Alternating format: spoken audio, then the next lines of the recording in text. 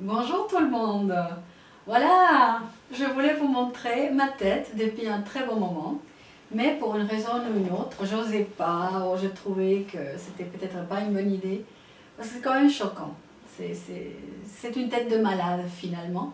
Mais maintenant, c'est pas aussi malade que ça, parce qu'il y a des petits cheveux qui poussent déjà.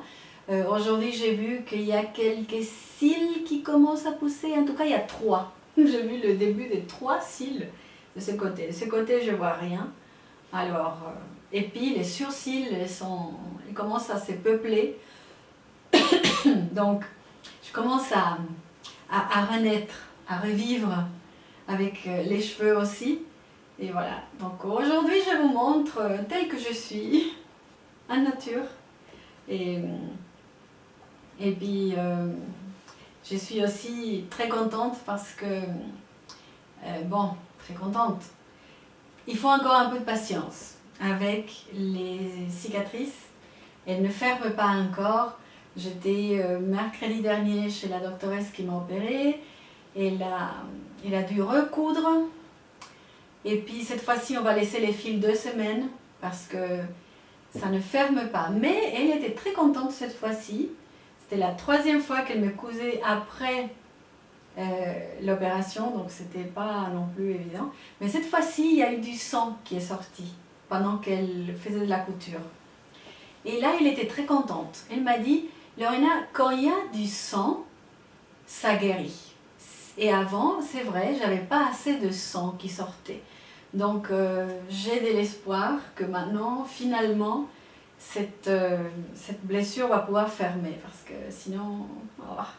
Bon, en tout cas, je continue à avoir mon Prevena d'un côté, de ce côté gauche. De l'autre côté, c'est plus nécessaire, il guérit assez bien. Donc voilà, c'est une longue histoire. On n'est pas sorti d'auberge, mais j'ai beaucoup d'espoir que bientôt tout sera fermé. Et mon rêve, c'est de pouvoir prendre un bain ou une bonne douche, de pouvoir me mouiller, parce que pour l'instant, je continue à me laver comme un chat avec des petits chiffons, etc.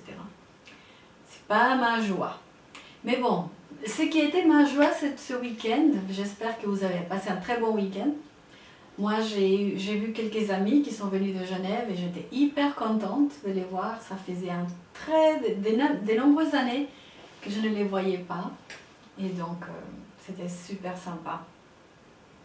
Et puis, ouais, c'est curieux. Mais maintenant, je suis en train de vivre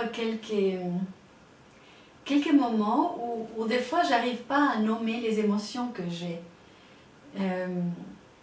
Est-ce que peut-être ça a à voir avec le fait d'être un survivant du cancer? Je sais pas, des fois il y a des émotions, des fois des pensées qui sont là et je suis sur un terrain un peu inconnu. Mais probablement c'est ça l'après-cancer, avec toute cette complexité qu'il amène. Moi j'ai toujours admiré les personnes qui ont survécu au cancer. En fait, avant j'avais toujours l'impression, et je pense que beaucoup de personnes ont cette impression-là, que voilà, le cancer est synonyme de mort. Et puis de voir qu'il y a des personnes qui survivent, qui font du sport, qui font énormément de choses après et qui regagnent une santé impressionnante, ça m'a toujours bluffé, ça m'a toujours rempli d'admiration. Et là, je me dis, ben Lorena, tu es une survivante du cancer, tu es une de ces personnes-là. D'abord, voilà, c'est une grande joie. D'un autre côté, c'est une grande, comment dire, une grande surprise tous les jours, parce que tu t'es dit, voilà, comment ça va se passer maintenant? Je suis allée quelques heures cette semaine travailler un tout petit peu au bureau, j'ai vu mes collègues, c'était hyper sympathique de les revoir.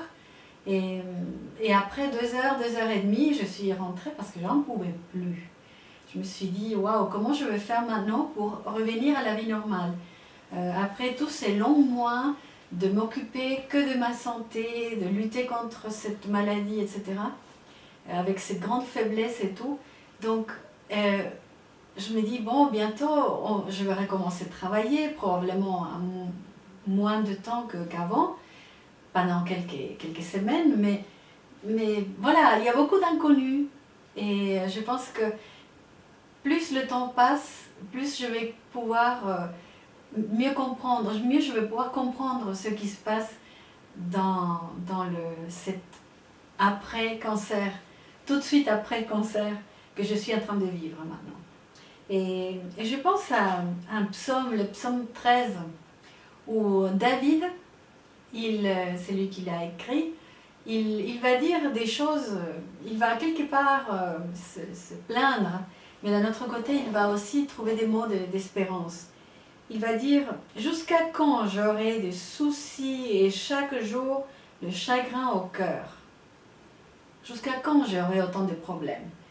Mais même, il trouve lui-même sa réponse. Il va le dire comme ça. « Moi, j'ai mis ma confiance dans la fidélité de Dieu. Mon cœur trouve de l'allégresse, de la joie dans son salut.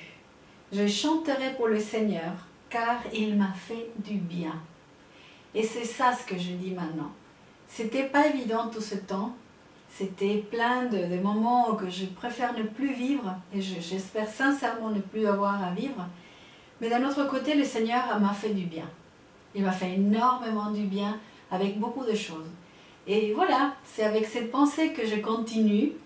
Maintenant, je me dis, bon, est-ce que je continue beaucoup de vidéos encore? Je fais beaucoup de vidéos.